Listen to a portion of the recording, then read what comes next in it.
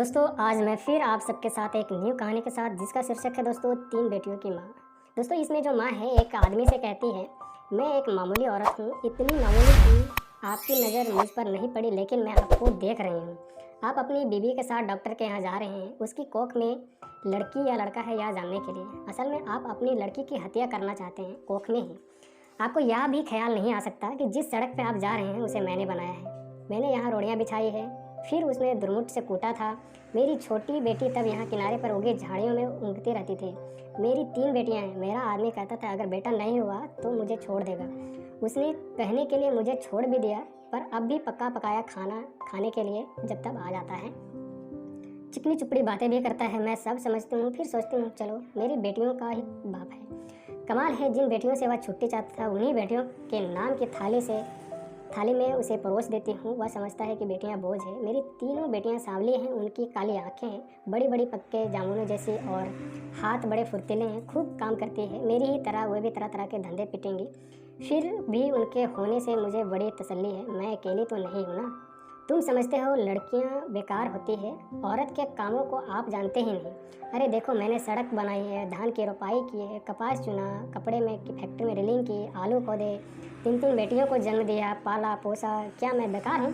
ये जो तुम चाय पीते हो इसकी पत्तियाँ भी लड़कियाँ ही चुनती है, और क्या क्या नहीं करती। इतने धंधे औरतें करती हैं कि गिनवाना मुश्किल। और तुम्हारा ये सूटर कोई 1 पाउंड का है।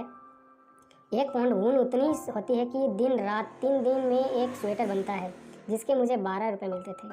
तभी बच्चियाँ छोटी थी तो सोचती थी कि घर में उनके पास बैठे बैठे बुनाई कर सकती हूँ, लेकिन धंधा बड़े नुकसान का था। फिर ठेकेदार ने मीन मेख निकालना शुरू किया और मुझ पर गलत नज़र डालने लगा, तो मैंने ये धंधा छोड़ दिया।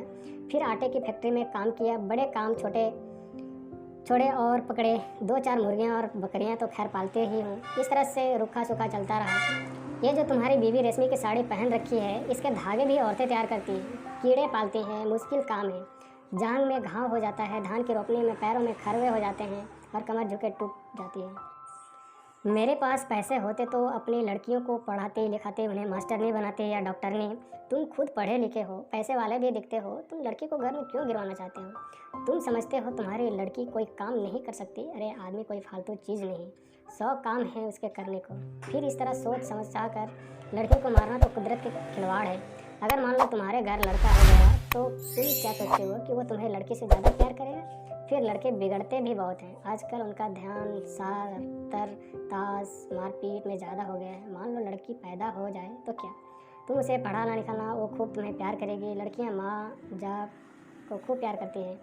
तुम्हारे घर में रौनक होगी अलग से। तुम सोचते हो दहेज देना पड़ेगा, तो तुम उसे खाने कमाने लायक कर देना। दहेज मांगने वाले से शादी मत करना। हो सकता है आप ही ऐसे लड़का मिल जाए जो बिना दहेज शादी कर ले। अगर ना मिले तो क्या, वो कमाएगी खाएगी और तुम्हारा सहारा बनेगी। हो सकता है तुम्हारा नाम रोशन कर दे। तुम्हारे लिए क्या पैसा है साहब, कुछ हो गया या दुनिया का डर अपनी बेटी से भी बड़ा हो गया।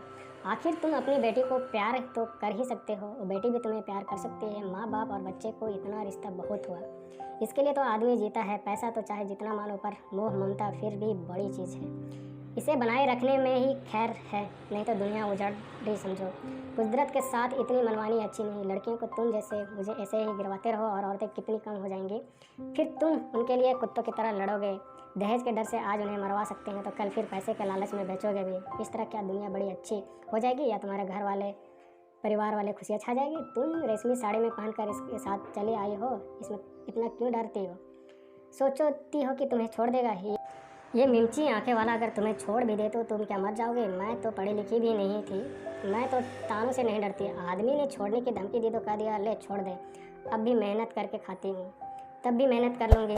पर वो क्या मुझे छोड़ पाया? हम औरत बड़े काम किए, हमने ये ऐसे ही थोड़े छोड़ सकते हैं। परिवार की ज़रूरत तो इन्हें भी है, नहीं तो हाँफते हाँफते मर जाएंगे, कोई पानी देने वाला भी नहीं मिलेगा। मैं तो कहती हूँ बेटी पैदा करो, दहेज भी मत दो और डरो भी मत। देखा ना कि दुनिया ऐसे ही चलेगी, इससे अच्छी चलेगी। दबा धौंस कुछ काम ही होगी। मेरी बेटी ने कढ़ाई लिखाई सीखी है ना, वो ना तो होती तो फिर क्या था। मैं तो दुनिया में धंधा पिटती मर जाती। अब भी मेहनत करती हूँ, पर मन में खुशी भी है। मेरी तीनों लड़कियाँ खूब हुनर वाली है, कोयल जैसी आवाज़ है, सुन के थकान मिट जाता है। ना करे कोई शादी, अपनी ज़िंदगी भाड़ बनाएगा, और जो शादी करेगा सो भगवान होगा। चलती हूँ, ये ठेकेदार आता दिखता है, आंखों में कम सूझने लगा है। ये जो लिबर्टी सिनेमा है ना, इसे गिराने का गिराना है। मालिक यहाँ पूरे बाज़ार भर दुकानें बनवाना चाहते थे। यही मलबा ढोने का काम करूँगी। काम तो ठीक है, मैंने बहुत किया है, पर इसके सामने यह डॉक्टर की दुकान या लड़का लड़की टेस्ट होता है। बस इसे देख देख के मन में